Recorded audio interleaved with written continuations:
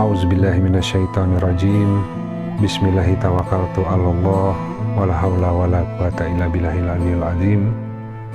Alhamdulillahirabbil alamin. Assalatu wassalamu ala asrofil anbiya'i wal mursalin wa ala alihi washabbihi ajmain.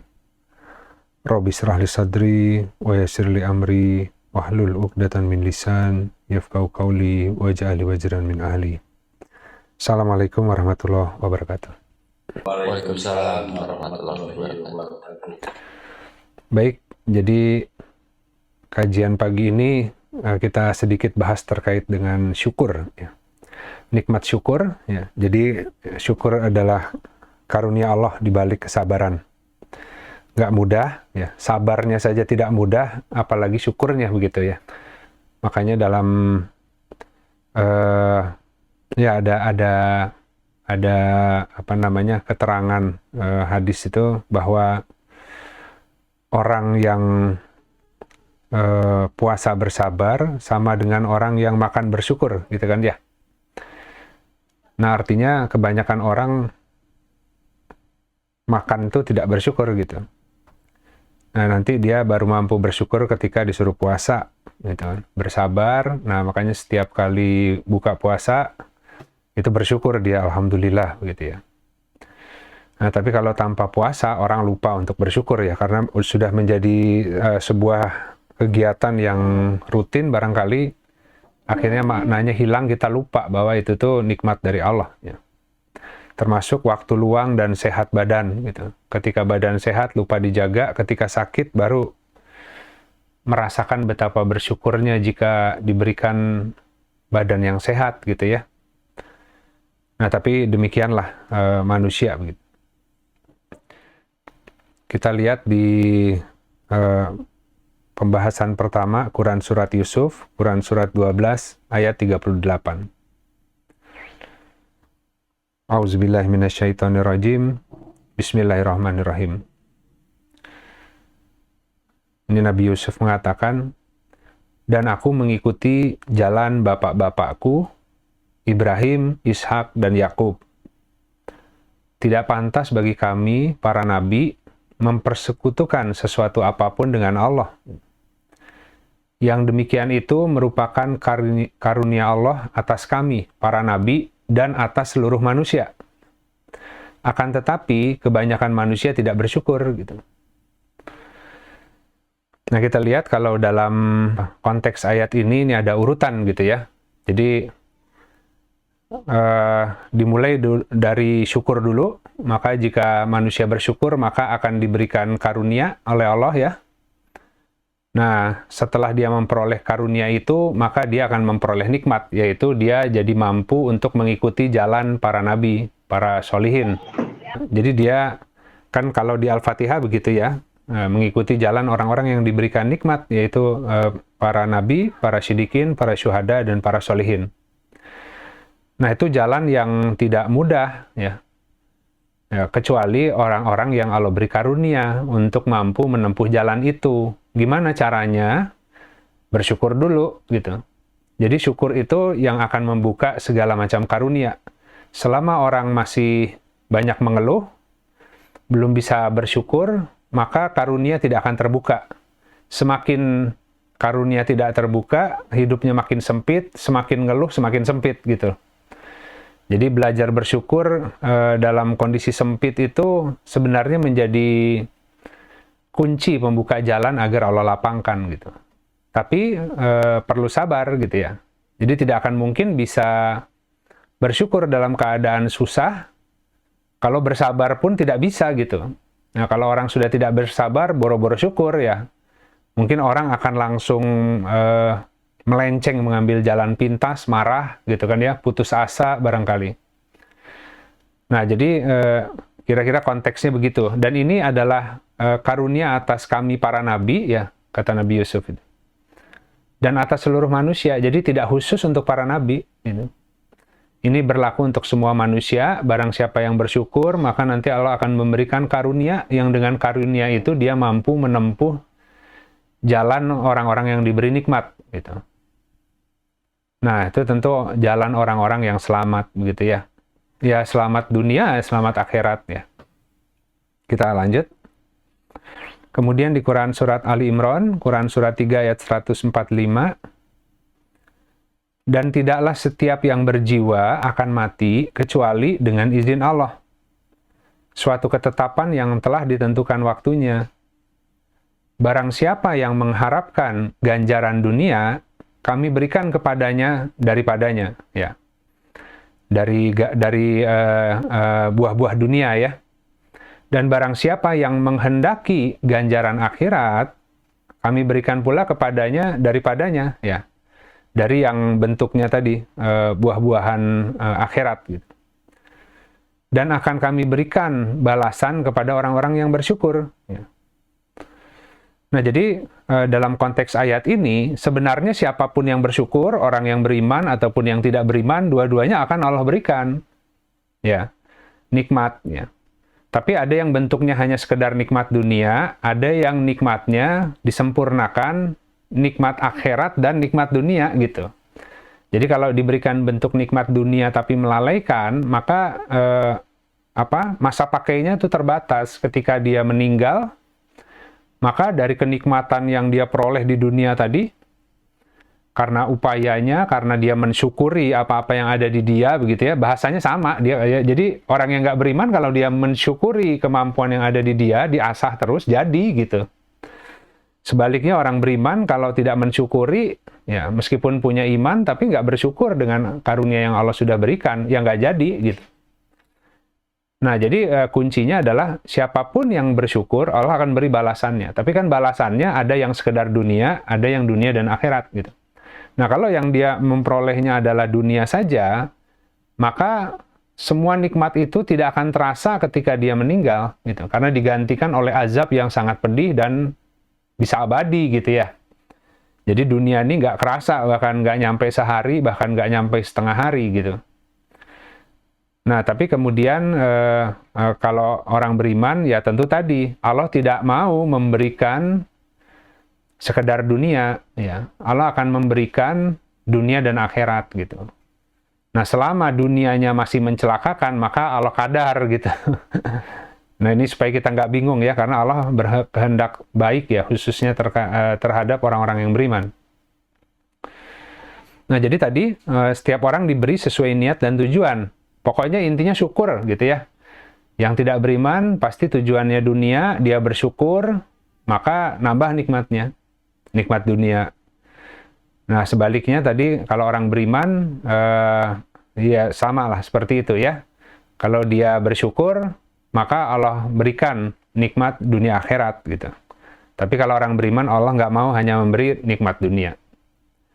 Nah, jadi ganjaran di sini menggunakan ya kata sawaba gitu ya. Sawaba itu lebih berupa pakaian sebenarnya ya. Jadi orang yang bersyukur dan tujuannya akhirat, Allah berikan kepadanya pakaian orang-orang akhirat. Jadi masih di dunia, tapi pakaian orang akhirat yang dikasih gitu. Ya pakaian orang akhirat ya pakaian takwa gitu ya, pakaian iman. Tentu rizkinya pun nanti ya, dari ketakwaan itu banyak jalan keluar ya, diberikan pasangan-pasangan yang paling tepat ya, diberkahi hidupnya karena Allah kumpulkan semua yang terserak dari yang memang menjadi bagian dia.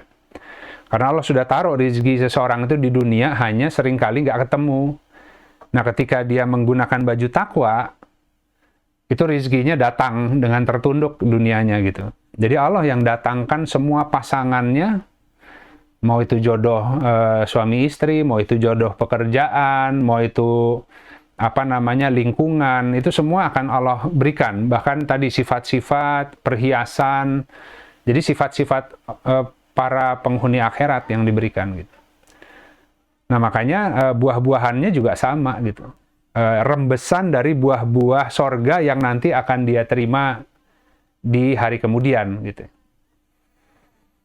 Makanya di Al-Quran kan juga seperti itu, ketika mereka diberi rezeki dalam bentuk buah-buahan, mereka mengatakan, kok ini mirip seperti yang dulu diberikan kepada kami ketika di dunia gitu. Ya karena dengan pakaian yang sama, Allah berikan rezeki yang sejenis gitu. Nah jadi di sini adalah yang disebut ganjaran tadi adalah lebih terkait dengan pakaian, bukan ajar. Kalau ajar itu upah gitu ya. Jadi Allah menggunakan beberapa istilah untuk menjelaskan tentang jenis-jenis ganjaran yang Allah berikan. Ada yang bentuknya upah, ada yang bentuknya pakaian gitu ya, macam-macam. Baik, kita lanjut. Kemudian kita lihat di hadis riwayat Muslim, sungguh menakjubkan urusan seorang mukmin ya. Ini kan ajaban gitu ya, ajaban li amril mukmin gitu. Jadi amr seorang mukmin, urusan seorang mukmin gitu ya. Sungguh menakjubkan urusannya seorang mukmin. Sesungguhnya pada urusannya semuanya baik gitu. Dan hal itu tidak ada pada diri seseorang pun kecuali orang mukmin. Jadi ini hanya berlaku untuk mukmin ya. Jika menimpanya kesenangan, ia bersyukur, maka itu baik baginya. Dan apabila menimpanya kesulitan, maka ia bersabar, maka itu baik baginya gitu ya. Ini hanya berlaku bagi orang mukmin. Jadi kalau orang mukmin ditimpa kesenangan, ditimpa keburukan, dua-duanya baik bagi dia gitu. Kenapa? Karena kalau mukmin itu baik buruk yang menimpanya itu dalam kadar Allah, dalam tanggungan Allah. Ya kan? Tadi karena mukmin tapi masih niatnya silau dengan dunia, maka ditimpa yang buruk-buruk sehingga akhirnya fokus lagi ke akhirat. Jadi keburukan yang atas izin Allah ditimpakan sebenarnya menjadi batasan agar dia tetap fokus pada tujuan, gitu kan ya. Nah, makanya ini hanya berlaku untuk mukmin. Tapi yang non mukmin ya, jadi yang tidak beriman, maka tidak dalam kadar gitu ya. Dia bisa ditimpa malapetaka yang melebihi batas. Jadi stres, jadi gila gitu ya. Bisa seperti itu. Bisa kena musibah yang di luar batas ya. Jadi kalau kita lihat ya itulah mekanisme Allah ketika seseorang itu diberikan iman, Allah hanya hendak menyempurnakan ya. Meskipun bentuk takdir yang menimpanya baik dan buruk, tapi dua-duanya baik gitu. Nah, caranya ketika dia ditimpa yang tadi buruk, maka dia bersabar. Jika ditimpa yang baik, maka dia bersyukur. Nanti kita lihat apa itu sabar, apa itu syukur. Nah, kita lanjut dulu. Di hadis riwayat Muslim, dari Mughirah ya, bin Syub'ah, bahwasanya Nabi Shallallahu Alaihi Wasallam melaksanakan sholat hingga kedua mata kakinya bengkak. Ya. Lalu dikatakan kepadanya, mengapa engkau membebani dirimu padahal Allah telah mengampuni dosamu yang lalu dan yang akan datang? Beliau Shallallahu Alaihi Wasallam menjawab, bukankah seharusnya aku menjadi hamba yang banyak bersyukur? Udah dijamin sorga, diampuni dosa-dosanya, bukannya kemudian, santai, sudah selamat. Enggak. Malah tambah syukur, malah tambah ibadah, gitu kan. Tapi kebanyakan manusia kan gitu, ketika ditimpa musibah, maka dia berdoa kepada Allah dengan mengikhlaskan ya agama untuk Allah. Ketika kami selamatkan mereka, tiba-tiba mereka kufur lagi gitu. Jadi rata-rata manusia itu sebenarnya nggak siap menerima nikmat gitu. Ditambah nikmat sedikit, kufur. Makanya ditambahnya musibah terus biar nggak kufur gitu. Ditambah musibah, ingat lagi, tafakur lagi. Jadi kebanyakan manusia itu ditimpakan musibah-musibah agar semakin tunduk ya. Ya, akhirnya ya memang benar gitu. Karena banyak ditimpa musibah, banyak istighfar, banyak ingat Allah, akhirnya terus mendekat gitu ya. Tapi nanti dikasih nikmat sedikit, lupa diri gitu. Nah, sebenarnya kan kuncinya adalah ketika ditambah nikmat, itu makin berjuangnya gitu. Makin berjuangnya gitu. Jadi kalau dunia itu bentukannya seperti itu ya. Orang itu kan punya planning, investasi, planning, pensiun, nanti di ujungnya sudah punya harta, bisa tenang, bisa libur, bisa nggak usah kerja, gitu kan ya. Jadi orang itu menjadi goals, menjadi target untuk mengamankan dunianya dengan macam-macam investasi agar kemudian bisa tenang gitu ya. Nah, akhirnya kebawa dalam hal agama gitu. Kalau Allah kasih nikmat, wah tenang. Kalau Allah kasih jaminan, tenang, malah ibadahnya jadi berkurang. Makanya Allah nggak kasih jaminan gitu. Suruh berusaha terus gitu. Selalu dalam resiko. Maka kita berjuang terus sampai ajal nanti tiba. Kita terus menuntut ilmu, kita terus mohon keselamatan dari Allah. Tidak pernah merasa sudah sampai, tidak pernah merasa sudah suci, sudah baik gitu ya. Karena kita sholat kan ihdinas siratal mustaqim. Nah, semakin ditambah ilmunya, semakin ditambah sabarnya, semakin bersyukur, semakin berjihad gitu ya. Nah, itu harus seperti itu gitu. Nah, jadi tadi karena kan semakin ditambah karunia, semakin bersyukur itu bentuk rasa terima kasih kepada yang memberi kemampuan atau karunia atau setting hidup.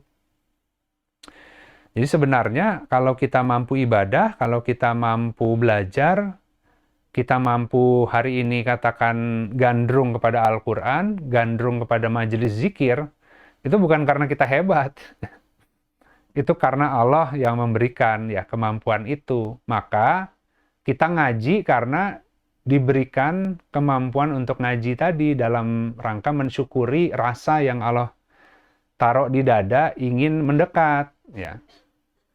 Jadi kita masuk ke majelis zikir, baca Al-Quran itu bentuk syukur karena Allah berikan keinginan untuk mendekat ya. Semakin Allah tambah, semakin ngaji gitu. Gitu. Jadi ngaji itu bukan sesuatu yang tadi ya, karena sedang jauh kemudian kita baca Al-Quran. Enggak, karena kita bersyukur hari ini tuh Allah kasih kita giroh untuk belajar agama gitu. Nah, giroh itu tuh Allah yang kasih, taufik itu. Ya. Jadi hidayah, taufik itu Allah yang kasih di hati. Kalau sudah ada rasa itu, jangan disia-siakan. Semakin bersyukur, Allah tambah rasanya. Nah, jadi intensitas keimanan, keyakinan di dada terus-menerus akan Allah tambah jika semua bentuk kecergasan, kemudahan untuk beribadah, untuk berusaha mengenal Allah, kita gunakan dengan baik gitu. Nah, kalau sudah mengenal Allah, baru kita akan apa ya? Kita menjadi lebih sukarela ya untuk melaksanakan semua perintahnya gitu. Karena akan melihat wajah Allah yang luar biasa baiknya lah ya, sudah mengatur setiap orang dengan sangat presisi begitu. Bahkan kita mungkin malu banyak berburuk sangka kepada Allah selama ini, padahal sebenarnya itu bagian dari desain Allah untuk menyelamatkan kita. Nah, akan makin bersyukur dia gitu, semakin mengenal Allah itu. Jadi kalau orang semakin mengenal Allah, masa lalunya tidak akan ada yang membingungkan. Dia jadi ngerti semua takdir yang pernah menimpa dia, meskipun bentuknya dulu buruk. Dia jadi ngerti kenapa saya dulu ditimpa takdir itu ya. Wah, alhamdulillah ya kalau saya tidak ditimpa takdir yang itu, mungkin saya nggak sampai ke tempat saya sekarang. Ya, tidak bisa mengenal Allah, tidak bisa nikmat ibadah, gitu kan ya. Tapi kalau nggak mengenal Allah, dia pasti akan terus menyesali. Aduh, coba ya kalau dulu itu nggak menempuh jalan itu, ya. Kenapa sih bisa kepleset di situ padahal udah banyak yang ngasih tahu, seandainya itu pintu masuk syaitan gitu kan. Nah, jadi orang bisa ridho itu juga karena diajarin dulu ya. Ya, kamu dulu ditimpa A, B, C, D itu karena Allah berkehendak begini. Oh, jadi ridho ya. Kalau gitu kita yang salah dulu banyak terlalu cepat menyimpulkan ya. Padahal ternyata skenario Allah itu luar biasa ya. Baiknya ya kepada setiap manusia yang kemudian berusaha mendekat. Nah, jadi tadi bentuk rasa terima kasih kepada Allah yang memberi kemampuan, karunia, semua setting hidup, baik ataupun buruk, kalau kita mukmin itu semuanya demi kebaikan. Ya, kalau sudah paham itu, berterima kasih karena semua Allah yang kasih, bahkan setting-setting kehidupan yang mudah dan yang tidak mudah. Ya. Nah, di saat itulah kemudian dia dikatakan orang yang sudah mampu bersyukur gitu. Karena ngerti bahwa semuanya itu dari Allah ya. Semua dari Allah. Nah, tidak boleh mengklaim gitu. Bahkan yang Allah pinjami itu kemudian digunakan lagi untuk mendekat ke Allah. Itu yang namanya orang berterima kasih ya. Ya tentu yang memberi senang, ditambah lagi pemberiannya, tambah lagi pemberiannya. Ya seperti itulah kurang lebih ya. Nah, kemudian kita lihat hadis riwayat Bukhari dan Muslim. Dari Abu Hurairah, Rasulullah Shallallahu Alaihi Wasallam bersabda, lihatlah kepada orang yang berada di bawahmu, dan jangan engkau melihat orang yang berada di atasmu. Dengan demikian, hal itu akan membuatmu tidak meremehkan nikmat Allah padamu. Gitu. Luar biasa ya, karena saking susahnya untuk bersyukur, silau lihat kiri kanan, akhirnya iri dengki dengan karunia orang lain, nyinyir lah gitu ya, karena ada takdir hidup yang mungkin Allah kasih ke orang lain, kemudian dia merasa bahwa takdir orang itu lebih baik. Ya. Ya, kemudian bahkan menyalahkan kenapa Allah itu tidak adil mengatur saya seperti ini, kok dia lahir dari orang tua yang kemudian berkecukupan sehingga dia bisa sekolah ya, kemudian dia punya warisan. Oh, saya lahir orang tuanya miskin ya, boro-boro sekolah ya, bahkan sekolah hanya terbatas ya. Allah nggak adil, kalau aku dikasih seperti itu juga aku bisa ya.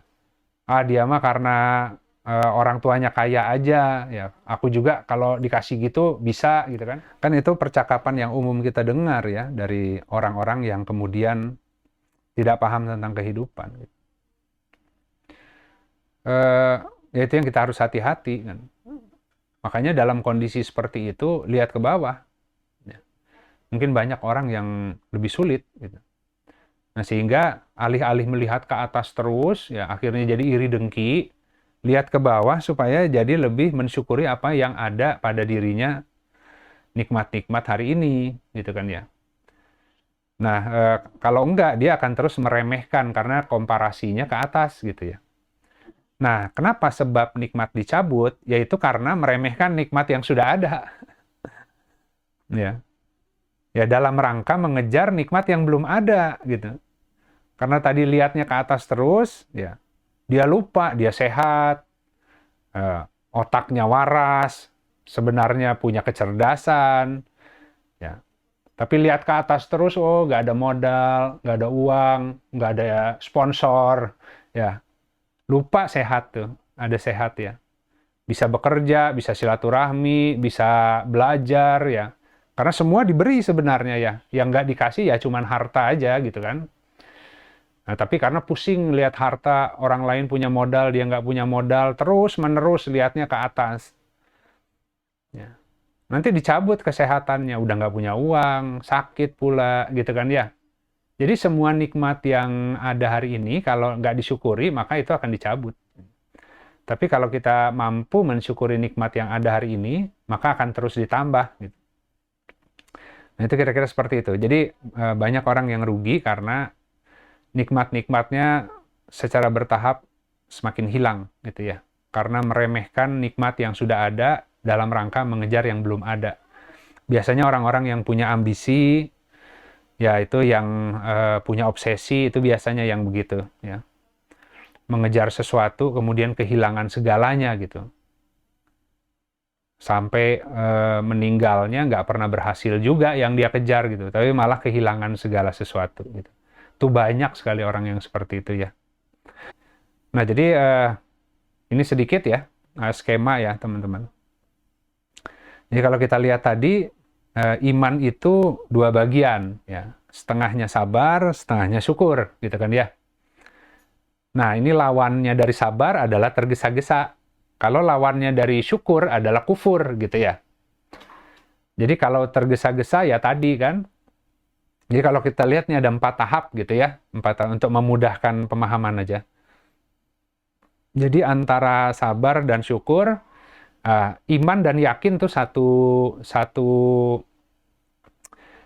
sejenis gitu ya. Tapi keyakinan itu ada di level keimanan yang lebih tinggi gitu.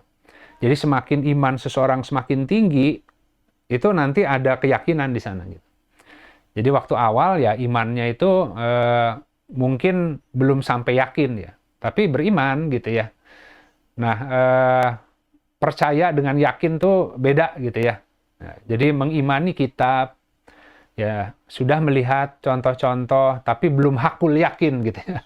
Nah, kalau hakul yakin tuh sudah baca kitab, ya yakin karena lihat bukti, lihat tanda-tanda juga, kemudian merasakan juga sendiri, dan itu sering berulang-ulang. Akhirnya tidak ada alasan untuk ragu dalam kehidupan ini. Ya, dia punya prinsip yang tadi tawakal, jalan saja, serahkan ke Allah selama niatnya benar, selama bergerak sesuai apa yang Allah mudahkan, pasti hasil gitu ya. Ya hasilnya serahkan ke Allah yang terbaiknya gitu kan. Nah cuman tadi sulit tuh untuk menjaga kelurusan itu kan. Kita sering lemah dan sebagainya. Padahal yakin aja karena ada janji Allah di situ gitu. Nah jadi kita lihat tadi dari iman masuk ke sabar ya. Jadi ketika masuk orang beriman, dia kemudian memperoleh kesabaran, tapi kesabarannya belum ajak ya. Sehingga dia banyak menahan bingung ya. Makanya disuruh sholat. Ya, kok semakin beriman semakin banyak ujian. Semakin beriman kok makin susah hidupnya gitu kan. Kok orang lain kayaknya tadi ya korup-korup dikit jalan lah ya. Kok saya semuanya kok jadi susah nih gitu ya. Nah, bingung kan? Kok orang lain jalan tuh kayaknya mudah dibuka semua. Kok saya setelah mulai bertaubat, beriman, kok jalan malah banyak yang ketutup. Nah, kan Allah mulai nutup-nutupin yang tidak hak gitu. Kalau orang-orang yang tidak beriman, Allah buka semua, ya terserah kamu mau masuk yang mana, kamu tanggung jawab gitu ya. Kalau orang beriman, khawatir-khawatir masuk ke jalan yang salah, Allah tutup-tutupin pintunya gitu. Cuman orang itu bingung kan. Makanya ketika awal-awal masih tergesa-gesa menyimpulkan, ya sholat duha, katanya sholat duha memperlancar rizki. Makin sholat duha makin seret rizkinya gitu kan ya.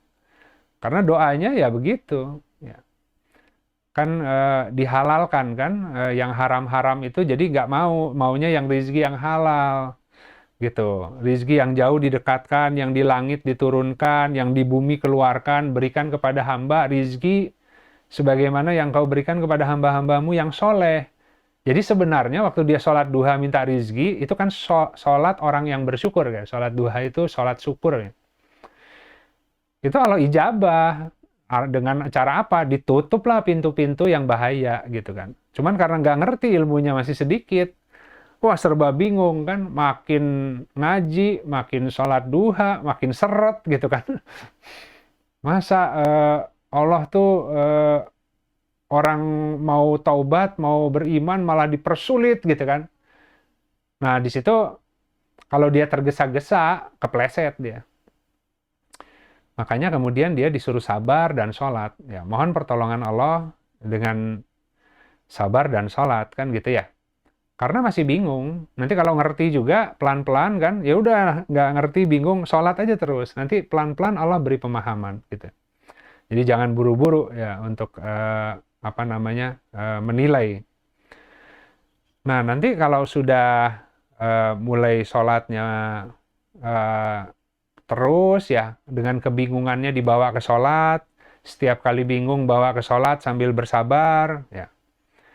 Nanti mulai dikasih ketenangan dulu, nggak langsung pinter, ya, nggak langsung ngerti kan. Nah, kalau orang sholat kan nggak seperti itu. Ya, lagi bingung, tiba-tiba terus kita sholat, habis sholat, langsung, wah saya ngerti apa yang harus dilakukan. Enggak, gitu. Mekanismenya, habis sholat, hatinya jadi tenang, gitu. Ya sudahlah, bisa tempuh yang dimudahkan aja, bismillahirrahmanirrahim. Jadi lebih tenang, mampu tawakal. Ya, belum ngerti banget gitu. Tapi setelah sholat, hati jadi tenang, jadi lebih mampu tawakal. Padahal ada kunci di situ ya. Barang siapa yang tawakal, Allah cukupi nanti kan. Jadi dia nggak akan bisa tawakal kalau hatinya selalu panik. Ya. Ya, kalau orang sholat nanti Allah kasih ketenangan dulu. Dari ketenangan itu bisa tawakal. Nah, di balik tawakal itu banyak nanti Allah membantu ya, mencukupi segala hal yang kurang. Nah, jadi seperti itu sampai kemudian dia belajar tenang dan tawakal. Nah, dia bertahap bertambah keyakinannya. Kenapa? Karena yang namanya kemudian tadi diberi ketenangan dan mampu tawakal, ya kerjanya sedikit, hasilnya banyak gitu kan. Mampunya sedikit tapi cukup-cukup aja gitu. Ya kan tadi kalau orang yang tawakal, maka yang kurang-kurangnya nanti Allah yang cukupi. Ya sudah, pokoknya saya mah kerja aja gitu. Nggak usah ngitung-ngitung targetnya berapa, ininya berapa ya, pusing. Pokoknya yang dimudahkan, saya bergerak, saya kerja. Kebutuhan sih besar, tapi ya apa namanya, jalan yang hari ini dimungkinkan, ya, yang Allah mudahkan, ya hanya ini. Ya sudah, bismillahirrahmanirrahim tuh tempuh, gitu kan ya. Dengan tenang, dengan tawakal, lebih yakin dengan apa yang ada di tangan Allah ketimbang apa yang ada di tangan kita. Tiba-tiba entah dari mana saja, kok cukup-cukup aja gitu kan ya. Nah, itu tambah tuh keyakinannya. Ketika masuk ke, katakanlah, apa namanya ya, kedudukan yakin, itu pun nggak langsung yakin mantep gitu ya. Sabar juga tadi kan, sabar dengan segala macam goncangannya, kemudian sholat, dikasih ketenangan, nanti belum dikasih gunungnya bertahap ya. Gunung kan ilmu kan, simbol kan, pasaknya bumi. Akalnya diperkuat, maka gunungnya diem, nggak goncang. Mau ditimpa apa-apa juga, santai aja menghadapi dunia, gitu kan ya. Karena akalnya kuat, Allah perkuat tadi ya, sebagai pasak bumi gitu. Nah, dari sana, setelah tadi terbukti dengan mengerjakan apa yang dimampukan saja, sambil tawakal, yakin dengan apa yang ada di tangan Allah, ternyata ada aja gitu ya. Ternyata ya bismillah cukup-cukup aja gitu ya, meskipun nggak ada lebih ya. Nah, dari sana mulai paham ya. Oh, ternyata seperti itu ya, gitu kan ya. Kalau orang tawakal itu sudah diberi kecukupan ya. Nah, harus ditingkatkan ya sampai kepada ketakwaan, karena di balik ketakwaan tuh rizkinya sebenarnya. Kalau tawakal itu kan kecukupan ya.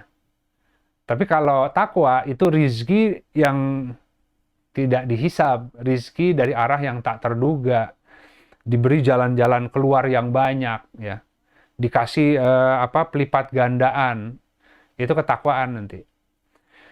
Nah, jadi dari keyakinan, ketika dia mulai masuk keyakinan, dia mulai belajar, dia mulai paham, karena ada bukti-bukti paham juga gitu, dan diuji coba berkali-kali sampai yakin ya. Kalau cuma satu kali Allah tolongnya, sulit yakinnya gitu. Tapi karena sering menghadapi nyaris miskin, nyaris nggak bisa bayar sekolah, nyaris nggak bisa makan, ya, nyaris nggak punya atap untuk berteduh, tapi akhirnya sampai hari ini makan jalan terus ya,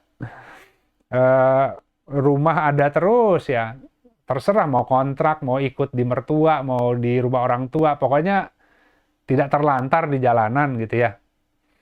Nah, di sana dia mulai belajar mengalir, mengikuti ya, mulai paham ya, bahwa ternyata yang di tangan Allah itu ya, ada rizki yang tak terbatas gitu, dan sudah ada ya bagian kita. Ya, kita bekerja aja sesuai yang mampu, biar Allah yang mengkadar turunnya berapa-berapanya gitu kan. Karena Allah yang tahu semampu apa kita hari ini untuk memperoleh nikmat ya. Karena kalau ditambah nikmatnya di luar batas kadar, maka orang tuh akan melenceng. Nah, kita yakin karena Allah yang menjaga kita sebagai mukmin tadi kan, baik atau buruk dua-duanya dari Allah gitu. Dan itu baik dua-duanya kalau untuk mukmin khususnya. Nah, kemudian tadi dari mulai paham dan belajar mengikuti ya, itu juga harus hati-hati, karena syukur itu kan semakin ditambah ya, ditambah tenangnya, ditambah kemampuan tawakalnya, diajari jadi tidak bingung gitu kan ya. Semakin harus hati-hati, jangan sampai kemudian khawatir lagi gitu kan. Buktinya sudah banyak, tapi kemudian tetap khawatir. Nah, di situ yang kita harus hati-hati, karena bentuk kekufuran itu jadi halus. Ya.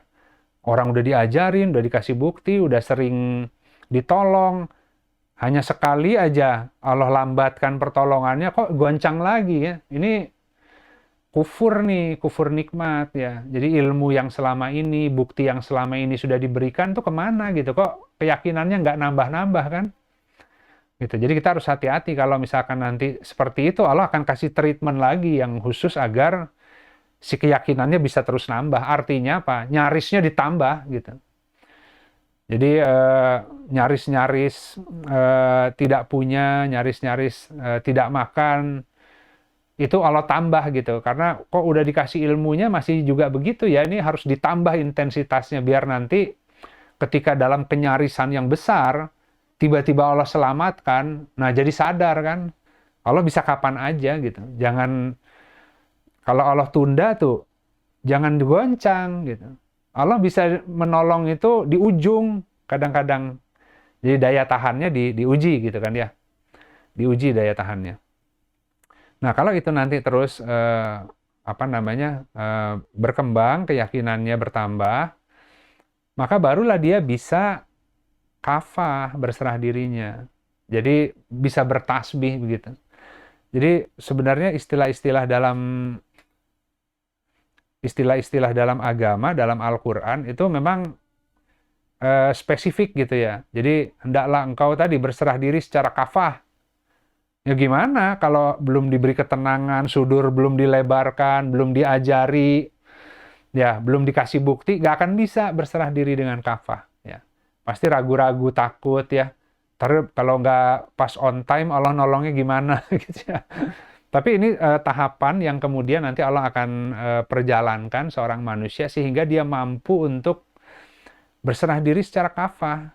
Dan berserah diri secara kafah itu bukan terpaksa ya, karena orang itu tadi sudah diajari, sudah mengenal Allah, hidup itu nikmat itu ya. Karena hidup itu nikmat, kita hanya disuruh untuk mengerjakan yang Allah mudahkan dan beramal soleh. Gitu kan ya. Urusan rezeki itu Allah yang jamin gitu kan. Yang penting kamu beramal soleh gitu. Dunia akhirat Allah yang jamin ya. Kamu berserah diri aja ya, gak usah pusing dengan perencanaan tadi ya yang didorong oleh hawa nafsu dan kekhawatiran. Tapi buatlah perencanaan yang sesuai dengan tracknya Allah. Dan kalau tracknya Allah nggak sesuai dengan rencana kita dirubah mengikuti takdir yang sudah Allah sediakan. Karena itu jalur terbaik gitu. Nah gitu kira-kira sahabat-sahabat materi hari ini. Karena yang ditanya ahli syukur ya. Jadi apa makna dari syukur dan apa itu ahli syukur ya? Ya makna syukur ya tadi. Makna syukur ya mampu berterima kasih, ya, ngerti, ya, sadar dengan sepenuh-penuhnya sadar bahwa segala sesuatu kemampuan yang ada di diri seseorang ataupun karunia ataupun setting itu dari Allah. Ya. Nah, karena itu dari Allah, maka semuanya baik ya. Maka kita mensyukuri apa-apa yang sudah Allah settingkan dengan menempuhnya sambil tawakal. Ya, itu ahli syukur seperti itu gitu. Nah, itu pasti nikmatnya terus dibuka, ditambah gitu. Nah, bagi orang yang bersyukur, Allah asyakur. Ya, bersyukurnya satu, Allah tambah nikmatnya lebih banyak gitu. Tambah lebih banyak gitu. Jadi Allah yang melipat gandakan tadi orang-orang yang mampu bersyukur ya, dengan rasa terima kasih dari Allah kepada manusia dengan hadiah, karunia, tadi ya rahmat yang banyak gitu. Seperti itu asyakur itu. Jadi kalau kita tahu diri saja, tidak pernah menyepelekan apa yang Allah kasih, Allah akan kasih terus-menerus bertambah-tambah gitu. Ya kira-kira seperti itu. Kalau ada pertanyaan silakan sebelum nanti masuk ke persoalan waris yang kemarin pertanyaannya banyak, tapi nanti kita akan jawab ringkas-ringkas saja. Assalamualaikum warahmatullahi wabarakatuh. Ya baik, alhamdulillah sahabat-sahabat, tapi ya itu kira-kira ya. Jadi syukur, iman itu setengah sabar, setengah syukur gitu. Orang nggak bisa bersyukur kalau nggak bisa bersabar gitu. Jadi tadi sabar batas bawah lah gitu ya. Kalau dia lepas sabar nggak akan terus bisa mengikuti siklus tadi. Dari keimanan terus meningkat menjadi keyakinan kan. Karena keyakinan adalah bentuk iman dalam apa namanya tahapan tertentu ya, yang kemudian tuh dengan iman itu kan di dalam iman itu ada ilmu, ada keyakinan gitu ya. Jadi semakin bertambah iman seseorang itu tanda-tandanya macam-macam gitu. Ya antara lain orang beriman ya pasti dia akan berilmu ya, gemar ilmu, dia akan senang. Tapi orang yang gemar ilmu kan belum tentu yakin ya.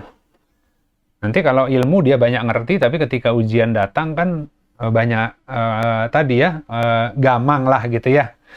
Nah itu bertahap Allah akan tambah. Semuanya ada di dalam paket iman gitu. Jadi iman tuh macam-macam isinya gitu kan. Dari iman yang terendah sampai ke yang tertinggi itu isinya macam-macam karunia rahmat Allah gitu. Nah dengan cahaya itulah kemudian segala kemampuan manusia untuk bisa mengenal Dia Ta'ala itu kemudian teraktivasi ya. Nah, apa namanya, ya kira-kira seperti itu. Jadi, bersyukur itu adalah di mana seseorang tidak pernah mengatakan ini karena kepandaianku sendiri. Ya, karena orang kufur, jadi lupa gitu. Kalau kufur itu kan dari, kafaro itu kan dari orang yang terhijab, ya tertutup, ya. Jadi dia ketika dikasih macam-macam karunia, dia menganggap bahwa itu karena dia hebat gitu. Tapi kalau orang syukur itu, ya bersyukur itu karena dia sadar dengan sesadar-sadarnya, kalau saya mampu begini itu ada kehendak Allah, ada izin Allah. Ya. Kalau Allah tidak menghendaki, aku mau usaha segamanapun nggak akan nyampe, gitu kan ya. Nah, jadi apapun yang dia terima, dia yakin itu dari Allah, karena itu Allah yang kasih, maka dia harus berterima kasih kepada Allah dengan menggunakan di jalan Allah juga, gitu. Itu yang namanya syukur, gitu kira-kira. Nah, itu seperti itu mungkin. Jika belum ada pertanyaan, kita nyicil jawaban dari yang pertanyaan waris ya, Andra ya? Ya Pak, mangga Pak. Ya, jadi yang pertanyaan waris, ya kita sabet selesai aja mudah-mudahan ya. Karena secara kaidahnya sudah kita bahas di minggu lalu ya. Terkait dengan pokok hikmah di balik pokok-pokok hukum pembagian waris ya. Nah, ini lebih ke praktisnya. Jadi kita lihat di daftar pertanyaan. Jadi pertanyaan lanjutan terkait waris. Pertanyaannya yang nomor 1 adalah, jika anak semua perempuan dan paman lebih dari 1 gimana gitu? Ya paman ya dibagi gitu. Jadi bukan, ya kalau pamannya 3, anak perempuan, jadi seseorang meninggal, kemudian punya anak semuanya perempuan 2 atau lebih, mereka berserikat dengan yang 2/3, maka hartanya 1/3 tersisa. Harta yang tersisa itu lari ke paman. Pamannya siapa ya? Kalau pamannya 2 ya dibagi 2 antara pamannya gitu kan. Kalau pamannya 3 ya dibagi 3 gitu. Jadi kalau pamannya 1 ya ke pamannya semuanya gitu. Nah, kemudian jika paman-paman semuanya sudah meninggal, hartanya lari kemana kan gitu. Ya kalau pamannya sudah meninggal, tapi pamannya punya anak, ya turun ke garisnya paman gitu. Nah jadi konteksnya itu begini, ketika yang punya harta meninggal, warisan itu belum dibagi setelah sekian tahun kan. Padahal hukum warisnya sudah jatuh ketika meninggal yang punya hartanya. Ketika meninggal yang punya harta, paman tuh masih hidup gitu. Tapi karena mungkin 10 tahun belum juga dibagikan, pas ketika mau dibagikan paman-pamannya udah nggak ada kan gitu. Ya maka dihitung tetap pakai faraid. Bagian paman berapa, nah dari paman diturunin ke anak-anaknya kalau dia punya anak perempuan, anak laki-laki.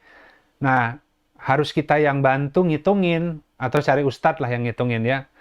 Karena kalau enggak rebutan nanti. Misalkan gini, kita datang ke keluarga paman, karena paman sudah tidak ada, kita kasih hartanya, nih ada harta 500 juta bagian paman. Silakan kalian bagi-bagi di antara anak-anaknya paman. Wah, rame. Rebutan nanti anak-anaknya paman kan. Tapi kalau misalkan tadi kita masukkan ke dalam komputasi hukum waris, anaknya paman misalkan tadi 3 laki-laki 2 perempuan, bagian paman sekian, kemudian kita hitungkan, nah kita bagi sesuai kalau seandainya paman masih ada dulu dapat, kemudian paman meninggal, paman itu akan turun warisnya ke kalian gitu. Nah udah saya hitungin langsung ya seperti ini gitu. Nah tetap masuk ke sana gitu. Nah kemudian yang kedua, jika yang meninggal membuat wasiat yang tidak sesuai dengan tuntunan Al-Quran, gitu. Bagaimana sikap anak atau pihak keluarga? Ya, bagi orang yang bertakwa, ya harus meluruskan wasiat yang tidak benar, gitu kan ya. Karena semua syarat yang bertentangan dengan kitabullah batal, gitu. Nah, jadi kalau seandainya kan, cuman kan kita harus bisa menjelaskan dengan baik ya. Kan kadang-kadang gini, itu kan wasiat si bapak, ya. Bahwa ini nggak boleh dijual, gitu kan ya. Itu wasiat si bapak, bahwa ini harta ini dibaginya seperti ini, gitu kan. Nah, anak yang paham agama, maka akan menyempurnakan wasiat dari orang tuanya. Kalau ada yang kurang tepat, maka dia sesuaikan dengan hukum Allah, gitu. Nah, jadi bukan dalam rangka tidak menghormati pesan orang tua, justru menghormati orang tua dengan cara menyempurnakan agar menyelamatkan gitu. Justru anak yang soleh itu akan berjuang apa-apa yang kurang sempurna dari orang tuanya disempurnakan supaya orang tuanya di alam barzahnya itu turut memperoleh kebahagiaan ya. Kan kalau orang tuanya bisa ngomong kan, aduh saya salah itu baginya. Ya. Dia minta tolong ke anak-anaknya untuk dibagi sesuai hukum Allah gitu. Anak-anaknya nggak ada yang ngerti. Wah, ini dalam rangka menghormati wasiat orang tua, kita harus sesuai dengan yang dia sampaikan. Padahal orang tuanya di alam barzahnya mungkin nggak begitu ya. Minta tolong disempurnakan. Minta tolong dibagikan, gitu kan. Yang adil, gitu. Karena itu ada hukumnya. Jadi kewajiban anak adalah tadi. Cuman kan karena ada tantangan di sana, sering kita dianggap tidak sopan, tidak mengindahkan wasiat dari orang tua. Gitu. Nah, di situ kita yang harus pandai untuk menyampaikan. Misalkan tadi juga ada harta yang nggak boleh dijual karena ini kenangan, ya kan? Ini kenangan karena ini rumah itu dulu dibangun waktu bapak masih ada, ya kan? Jadi kita sepakat jangan dijual karena ini ada secara memori itu kenangannya berharga gitu kan ya. Itu kan pakai bahasa orang hidup kenangan itu kan. Wah, jadi inget bapak dulu waktu nyicil rumah ini dengan perjuangannya. Kata orang tuanya yang sudah meninggal, yang dia butuh jariahnya. Dia nggak butuh kenangan-kenangannya buat apa. Yang dia butuh justru kiriman jariah kan. Jadi jangan melihat dari kacamata yang hidup doang dong gitu kan. Kita juga lihat gimana kalau kita jual rumah ini, sebagian kita sedekahkan atas nama almarhum. Ya, sebagian kita kemudian sisanya kita bagi sesuai hukum waris. Agar semua anak-anak ini bisa membangun kehidupan yang baik lah gitu kan ya. Nah itu kan akan lebih bermanfaat gitu. Baik bagi yang hidup, ataupun bagi yang sudah nggak ada gitu, karena jariahnya yang ngalir gitu. Nah ini enggak kan, kadang-kadang ini memori nih jangan dijual, sambil udah gitu anak-anaknya nggak punya uang pula gitu, akhirnya bayar apa namanya maintenance nggak mampu. Kamu dong yang bayar, itu kan rumah bareng gitu kan ya, dua semuanya nggak mampu ekonominya karena rumah yang ditinggalkan besar misalnya ya jual aja. Nah, sebagian sedekahkan untuk jariah orang tua yang sudah meninggal, sebagian ya digunakan untuk berinfak yang baik di jalan Allah ya, menafkahi keluarga, membangun daya ya, bisa bantu nolong orang lain nanti ya. Ya tentu sahamnya akan mengalir juga ke orang tua.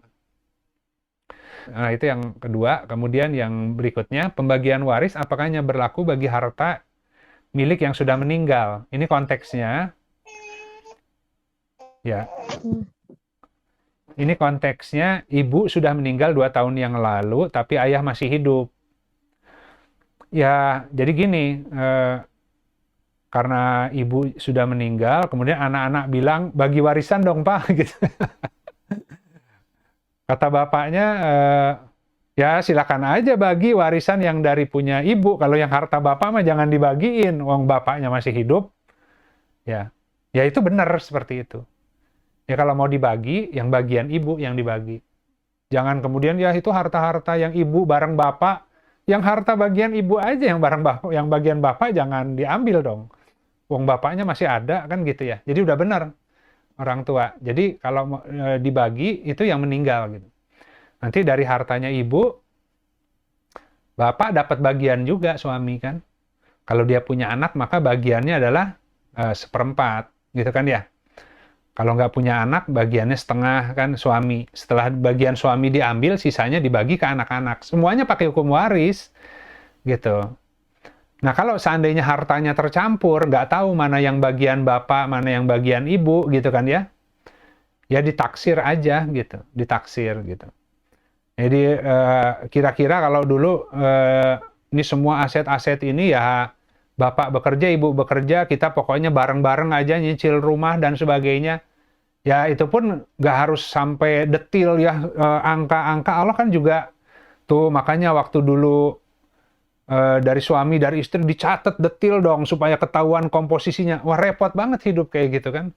Nggak mungkin Allah mempersulit orang juga seperti itu. Malah nanti timbulnya hitung-hitungan. Kamu kemarin nyetor berapa buat cicilan rumah? Ini harta saya segini ya, nanti dihitung komposisinya karena ini masalah waris nanti. Nggak seperti itu. Jadi kadang-kadang orang ya udah kita bareng, kita nyicil, suami bekerja, istri bekerja, dua-duanya punya penghasilan. Nah, tapi nanti ketika salah satu meninggal, kalau mau dibagi karena itu ada harta dari istri juga, ya tinggal ditaksir lah perkiraan berapa persen, ya udah diambil dulu sekian persen karena dulu mungkin hampir imbang lah antara bapak dengan ibu waktu kita nyicil itu, gitu kan ya. Atau tadi, oh ini semuanya harta dari bapak, ya kan? Karena sumber penghasilan itu hanya dari pihak suami. Ibu hanya ikut untuk menjaga, memelihara harta. Maka itu masuknya garis bapak itu. Berarti kalau ibunya sudah tidak ada dan sumber harta dari awal dari suami, memang belum jatuh waris karena hartanya bapak, gitu kan ya. Beda halnya kalau bapaknya duluan yang wafat gitu, maka dibagi, ibu dapat 1/8 gitu kan. Kalau nggak punya anak, ibu dapat 1/4. Nah, tadi jika ayah sudah wafat dan ibu masih hidup, sudah menikah lagi dengan suami yang baru, bagaimana ketentuannya? Ya, karena suami sudah meninggal, maka hukum warisnya sudah langsung jatuh. Maka kalau tidak punya anak tadi, istri memperoleh 1/4. Tapi kalau punya anak maka 1/8. Kemudian tadi si ibu ini menikah lagi dengan suami yang baru. Nah kalau ibu ini meninggal ya turun ke suaminya tadi. Kembali kayak begitu. Kalau punya anak ya suami dapat 1/4. Kalau nggak punya anak suami dapat setengah. Jadi ditelusur aja dari awal sampai ke bawah biar nggak bingung. Jadi kalau waris itu nggak boleh kepotong di tengah gitu. Harus siapa sumber harta awal, kemudian ke bawahnya di track begitu. Makanya yang repot kalau ngitung waris itu, eh, punya saudara tiri misalkan. Ayahnya punya istri lebih dari satu. Dari istri kedua segini, istri ketiga sekian, kemudian ayahnya meninggal, kemudian dihitung warisnya. Begitu udah selesai hukum warisnya, aduh lupa ada ketinggalan, ternyata dari yang kedua itu ada anak satu lagi. Wah berubah semua hitungannya, diulang dari nol gitu ya. Jadi harus jelas dulu berapa orang, silsilahnya seperti apa, itu kadarnya Allah tuh. Urutan kematian itu menjadi kadar Allah untuk mendistribusi waris. Nah, kematian nggak bisa manusia yang milih, siapa yang duluan, siapa yang enggak. Ya. Makanya tadi, ketika orang meninggal, itu urutan meninggal kalau misalkan tadi ada saudara meninggal sebelum kita, maka kita dapat warisannya kan. Kalau kita meninggal duluan sebelum saudara itu, maka lain lagi rumus distribusinya gitu. Jadi itu memang urutan kematian, semuanya itu bentuk kadar Allah ya. Jadi nggak ada yang wah dapat rezeki nomplok tiba-tiba dapat waris. Enggak, Allah yang ngatur udah kematiannya, berapa anak, berapa laki perempuan.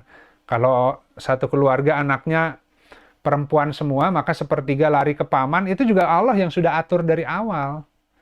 Ya, jadi Allah itu bukan secara kebetulan gitu. Nah, itu cara Allah mengatur mekanisme takdir gitu. Makanya karena Allah sudah mengatur begitu, kalau ditahan jadi ada kezoliman gitu. Nah, kemudian bagian paman yang belum dibagikan ketika jatuh waris dan sekarang paman dan bibi sudah meninggal semua, tadi udah dijawab ya, langsung ke anak-anaknya. Tapi dihitungkan, dibagikan. Kemudian ketentuan waris dari harta bersama. Harta ayah dan ibu bercampur dalam aset yang ada. Dua-duanya dulu bekerja dan masing-masing punya penghasilan. Ya, kalau sekarang teknisnya kan kepemilikan biasanya ada akte, kemudian BPKB, ya semua bukti surat-surat kepemilikan aset. Bisa secara teknis itu misalkan dititipkan atas nama ibu, atas nama anak gitu ya. Karena takut kena pajak progresif. Nah, tapi memang hal-hal begini samar gitu. Ya sebenarnya ini dulu ngasih atau ini hanya pinjam nama gitu kan. Nah, itu bisa dimusyawarahkan ya.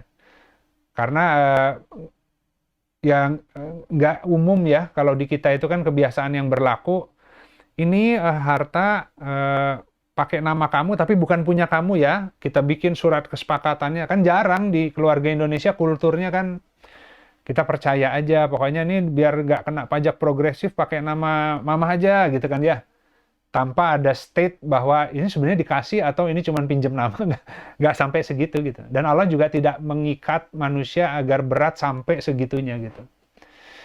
Nah, sehingga nanti kalau seandainya kemudian ada harta-harta yang nggak clear nih sebenarnya secara sertifikat atas nama salah satu anggota keluarga, tapi secara realnya itu sebenarnya hartanya gimana, ya itu tinggal dimusyawarahkan. Ya tentu kalau semuanya bertakwa ya dengan mudah ya kita bisa dudukkan persoalan itu. Pokoknya dulu intinya begitulah kronologisnya ceritanya, supaya nggak kena pajak progresif, jadi kita pakai nama anak, nama istri, berarti secara esensi masih hartanya bapak, maka kita masukkan ke dalam bagian dari hukum waris gitu kan ya. Tapi kalau ada barang yang kecil-kecil, kita bisa kesampingkan dari dimasukkan ke hukum waris. Karena waris itu yang besar-besar lebih mudah. Kalau yang kecil-kecil kayak benda, barang, ya dikumpulin, yang kamu seneng yang mana, kalau ada yang mau diambil silakan kita bagi sesuai dengan minat masing-masing aja gitu kan. Nah ini Allah juga tidak se-strict itu gitu. Ya kira-kira gitu Ndra pertanyaannya. Jadi karena kaidahnya sudah minggu lalu, jadi ini hanya review cepat aja gitu ya terkait pertanyaan-pertanyaan yang lanjut. Baik, sekali lagi terima kasih sahabat-sahabat sekalian. Ya kembali ya tetap atas tadi ya. Nah, kita tetap bersyukur ya sampai dengan hari ini kita masih Allah buat hatinya mudah untuk mendekat ya kepada Al-Quran ya.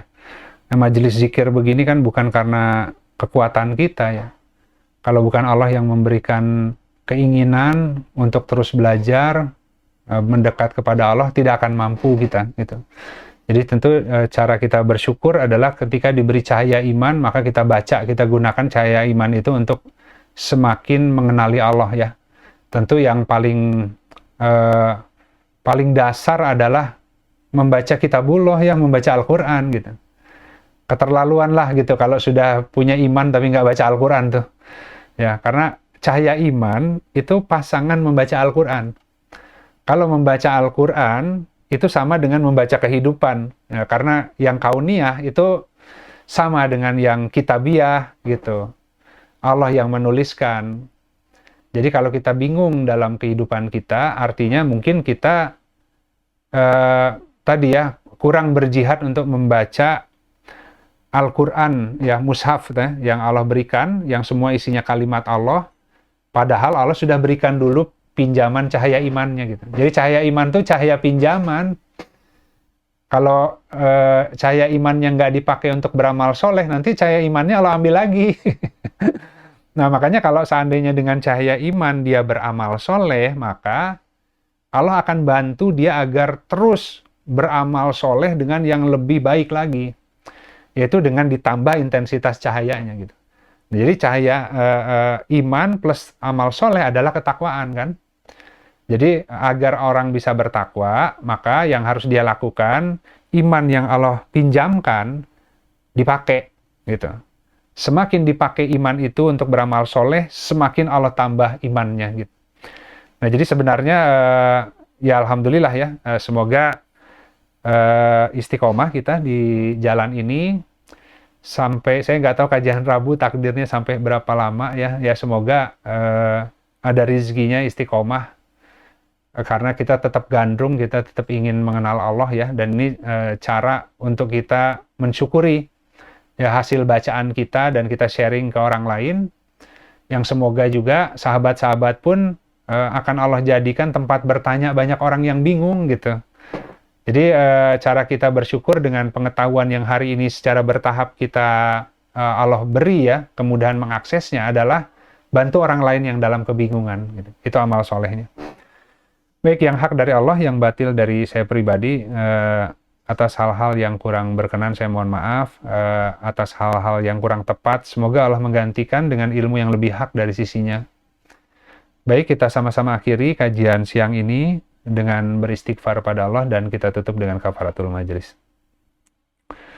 Astaghfirullahaladzim, allazi la ilaha illa huwal hayyul qayyum, wa atubu ilaik. Subhanakallahumma wa bihamdika asyhadu alla ilaha illa anta astaghfiruka wa atubu ilaik.